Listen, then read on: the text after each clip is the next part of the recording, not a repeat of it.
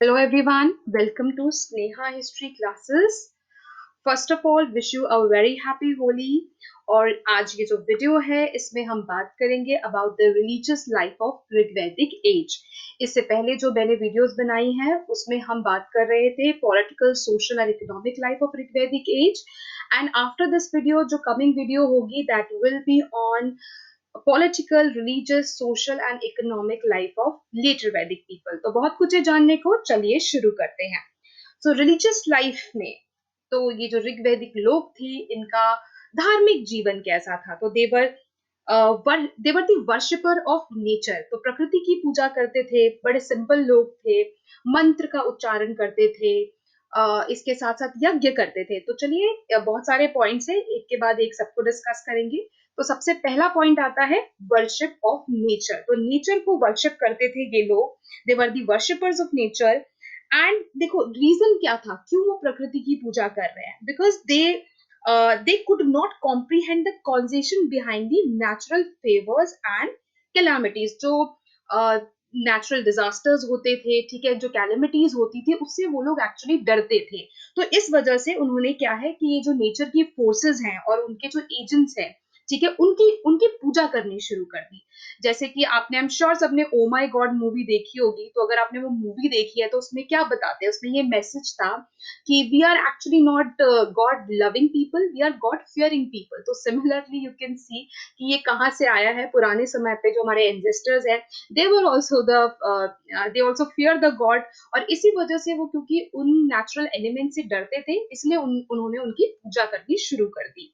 तो कौन कौन से एलिमेंट्स थे जिनकी वो पूजा करते थे, उसमें थे सन, स्काई, अर्थ, विंड, मून एटसेट्रा। और इन सबको उन्होंने क्या कर दिया, उन्होंने इनको भगवान बना दिया और इनकी पूजा करनी शुरू कर दी। नेक्स्ट पॉइंट आता है वर्शिप ऑफ नेचर गॉड्स। जैसे हमने बताया सन की, अर्थ की, विंड की, इन सब की वो पूजा करते थे। तो उन्होंने इन नेचुरल फोर्सेस को जो है उनको भगवान बना के उनकी पूजा करनी शुरू कर दी। So they began to worship the gods in the form of different powers of nature. ठीक है, कौन कौन सी थी, जैसे कि इंद्र को पूजा करने लग गए, he was God of rain. उसके बाद अग्नि को, जो कि है गॉड ऑफ फायर। उसके बाद सूर्य जो है, he is God of light. And Rudra God of storms and Tempest. तो ये कुछ इंपॉर्टेंट गॉड्स हैं। इसके अलावा भी बड़े सारे देवी देवता थे जिनकी वो पूजा करते थे। और जैसे कि यम हो गए जो कि है God of death. Then Varun, he is the controller of rules और रीत। And host of celestial beings. Like celestials being क्या होते हैं, जैसे आप स्वर्ग में जिन लोगों को देखेंगे, ठीक है, तो जैसे कि गंधर्वाज, अप्सराज, मारुद्स, ठीक है, इनकी भी ये पूजा करते थे। और उनकी पूजा आराधना वो कैसे करते थे, देखिए उस समय पे कोई मंदिर नहीं था, तो ऐसा नहीं था वो किसी मंदिर में जाते थे और वहां बैठ के उनकी पूजा करते थे। ना ही हमें उस समय की कोई इमेज मिली है कि कोई मूर्ति थी जिसकी मूर्ति पूजा वो करते थे, तो उसका हमें कोई रेफरेंस नहीं मिलता है। तो वो क्या तरीका था जिसके थ्रू वो इन सब की पूजा करते थे, उसके लिए वो मंत्र का उच्चारण करते थे।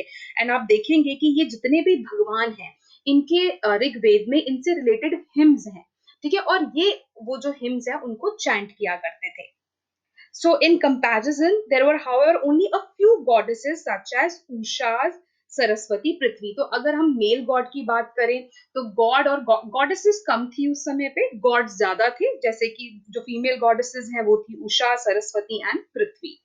Now next is chanting of hymns. तो जैसे मैंने बताया कि मूड ऑफ वर्शिप क्या था उनका, तो मूड ऑफ वर्शिप था चैंट करना, हिम्स को, मंत्र का उच्चारण करना, क्योंकि उस समय कोई मंदिर नहीं मिला है।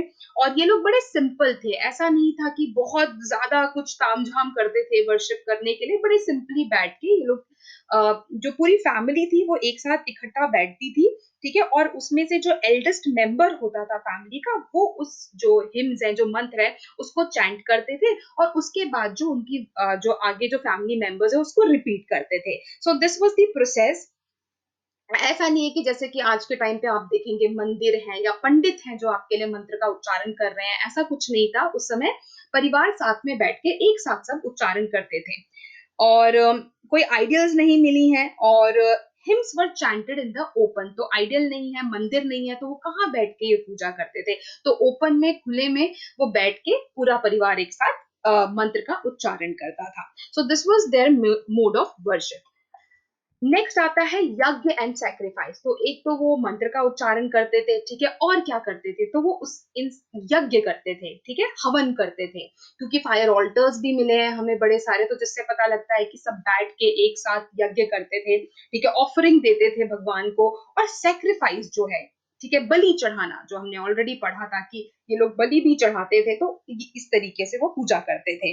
सो कौन कौन से गॉड को वो प्लीज करते थे, तो बेसिकली वो यज्ञ या ये सैक्रिफाइस क्यों कर रहे हैं, in order to please the god, like Indra, Varun, इन सबको प्लीज करने के लिए ये यज्ञ परफॉर्म करते थे. और बड़े ध्यान से ये लोग यज्ञ परफॉर्म करते थे, क्योंकि ऐसा ये मानते थे कि हमसे कोई गलती ना हो जाए, क्योंकि अगर कोई गलती हो जाएगी तो क्या होगा, ये भगवान जो है ये नाराज हो जाएंगे और इनका क्रोध हम पे पड़ेगा. वो कैसे, जैसे कि बहुत ज्यादा बारिश होगी, फ्लड आ गया, तो वो ये सोचते थे कि इसका मतलब है कि इंद्रदेव हमसे नाराज हैं, तो कि हमसे कोई कमी रह गई है. तो इस तरीके का उस समय पे बिलीफ सिस्टम था. तो ये उन बहुत ध्यान से हवन वगैरह करते थे. और पहले वो हवन के लिए फर्स्ट ऑफ ऑल वो फायर करते थे, आग जलाते थे. उसके बाद ऑफरिंग देते थे, जैसे कि घी की, मिल्क की, राइस एक्सेट्रा. और इसके साथ साथ सोमरस, जो कि ये बड़ा उसको पवित्र मानते थे, सोम प्लांट था, वहां से सोमरस आता था, और वो सोमरस जो है वो गॉड को ऑफर करते थे. सो ये कुछ प्रोसेस था उनका ये हवन करने का. और इसके साथ साथ sometimes offering of the flash of animals were also made, कि एनिमल सैक्रिफाइस भी वो करते थे.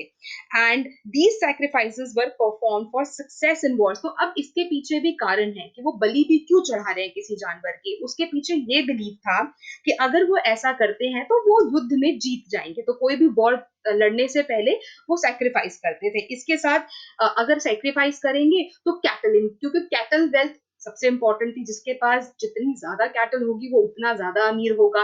तो कैटल वेल्थ के लिए, कि ये मानने के लिए कि हमारे पास बहुत ज्यादा कैटल हो, इसके लिए हवन करते थे.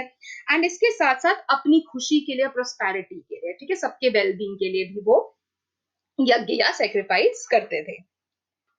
इसके बाद नेक्स्ट पॉइंट आता है क्रिएशन ऑफ द वर्ल्ड. ठीक है, ये क्या है basically, so it is written in Nasadiya Sukta of Rigveda that before the creation of world there was only the god. कि देखो, ये जो जो ये धरती है या जो पूरा ब्रह्मांड है, ये किसी ने बनाया है, तो एक क्रिएटर है. तो वो बोलते हैं कि ये धरती से, ये पृथ्वी से, ये ब्रह्मांड से पहले, सबसे पहले क्या थे, भगवान थे. एंड इन वही गॉड ही थे और कोई नहीं था उनके अलावा. एंड उनका ही मन किया, so he desire to create the world, so he created. तो ही इज द क्रिएटर. उनका जब मन किया तो उन्होंने ये पूरा संसार जो है वो बना दिया. जैसे कि सन बनाया, मून, बर्ड्स, एनिमल्स, मैन. सो ये जो सारी चीजें हैं ये उस गॉड की क्रिएशन है. सो ऐसा ये बिलीव करते थे. अब इसके अलावा मेरे पास आप ये इमेज देख सकते हो वैदिक गॉड्स की, जैसे हमने बताया इंद्र जो हैं, अग्नि जो है, ठीक है, इसके बाद सूर्य. तो ये कुछ गॉड थे जिनको वो वर्शिप करते थे. इसके बाद ये अगली इमेज है, इसमें आप देख सकते हैं कि ये सब लोग एक साथ बैठ के हवन कर रहे हैं. ठीक, खैर इसमें तो ऋषि मुनि हवन कर रहे हैं, आप देखेंगे इस इमेज में, पर ऐसा नहीं था. जो ऋग्वैदिक टाइम है उसमें जो सारी फैमिली मेंबर है वो एक साथ बैठ के यज्ञ करते थे. तो ये फायर ऑल्टर है, हवन कुंड, उसमें अग्नि जलाते थे, और उसके बाद सारी जो भी भगवान को ऐसा बिलीव करते थे, वो जो भी ऑफर करेंगे वो भगवान जो है वो उनको ग्रहण करेंगे.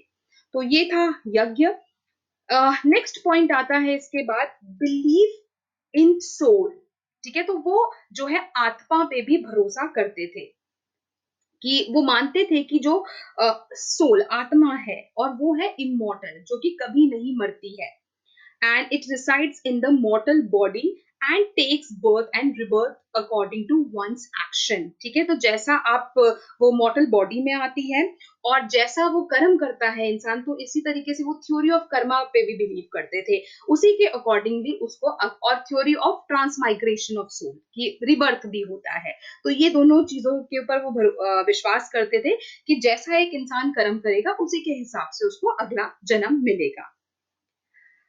नाउ नेक्स्ट आता है फिलोसफी, आउटलुक टुवर्ड्स लाइफ. सो आउटलुक कैसा था, मतलब फिलोसफी क्या होते हैं, दर्शन शास्त्र. शास्त्र हिंदी में जिसको कहते हैं, कि आप जो जिंदगी है, जो जीवन है, उसको किस तरीके से देखते हैं।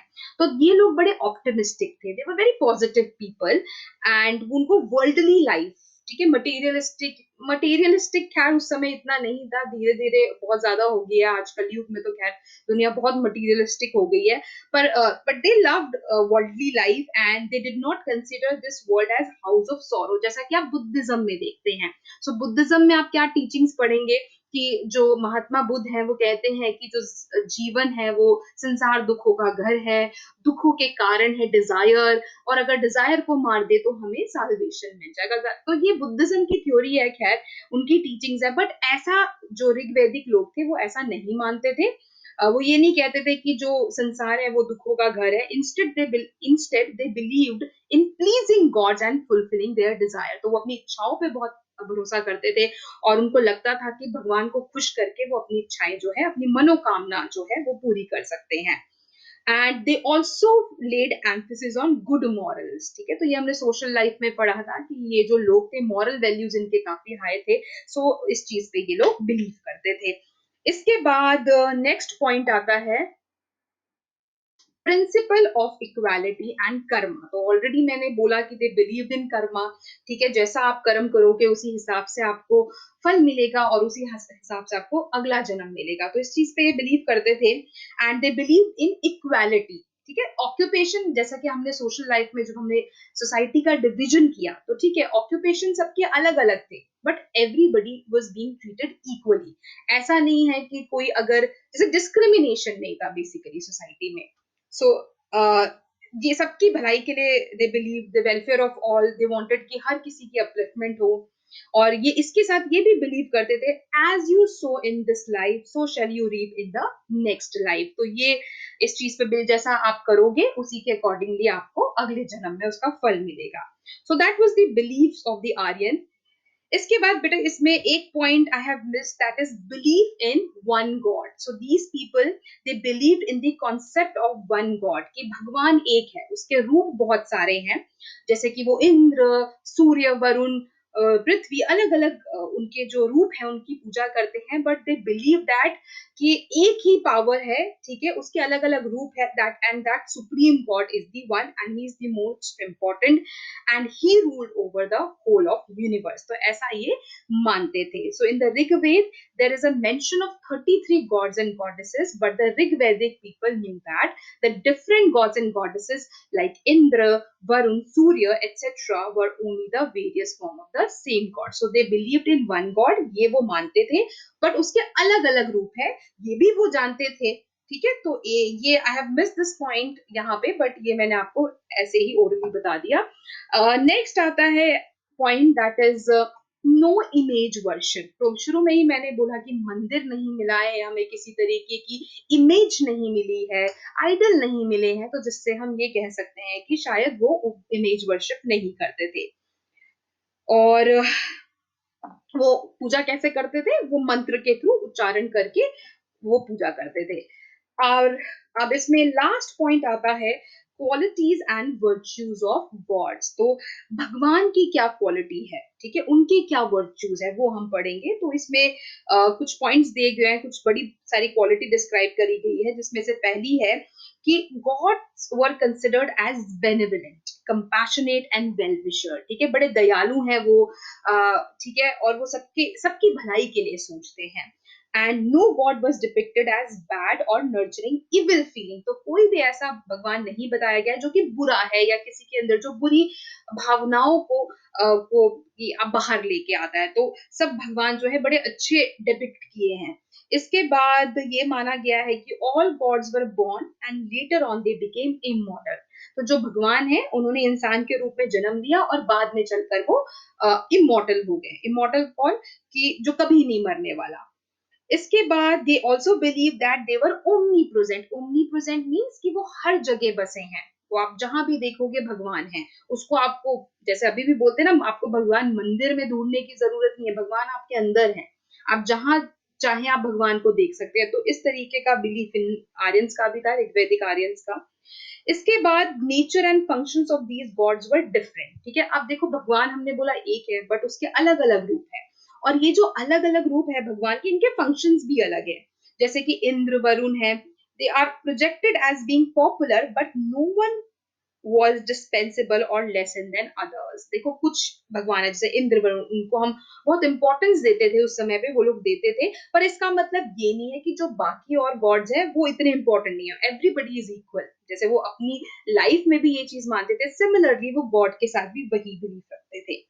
And they could bestow favors and have a positive impact on human lives by means of यज्ञ। तो वो बोलते हैं कि जैसे लोग पूजा करेंगे भगवान की तो वो उनको फेवर देंगे, तो वो बेसिकली जो भगवान है वो लोगों की भलाई के लिए काम कर रहे हैं।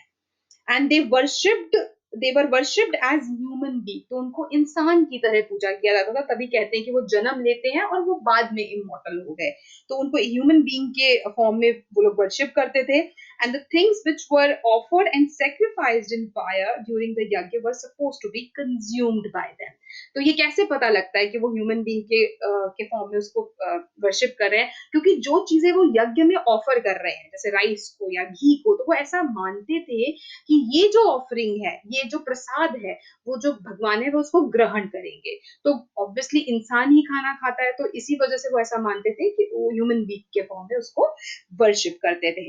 सो this was all about the religious life of the Rig वैदिक पीपल, जिसमें आपने देखा कि छोटा सा समराइज कर देती हूँ कि देवर नेचर वर्शिपर। तो नेचर के डिफरेंट डिफरेंट एनिमल को वो पूजा करते थे, and they were God fearing people. तो वो बड़े ध्यान से जब यज्ञ भी परफॉर्म करते थे तो वो चीज ध्यान रखते थे कि उनसे कोई गलती ना हो जाए, ठीक है, वो हमेशा उनको प्लीज करें। और इसके साथ वो सोल पे बिलीव करते थे, they believe in one God, and बड़े पॉजिटिव लोग थे। They believe in principle of equality and karma, and we have not found any temple और इमेज, ठीक है। और तो ये सारे पॉइंट्स थे। आई होप आपको ये टॉपिक क्लियर हो गया होगा। और अगर आपको ये वीडियो जो है वो पसंद आई है तो please again I will say subscribe my channel, like, comment and share, and thank you so much for watching this video. Have a nice day, stay safe, take care.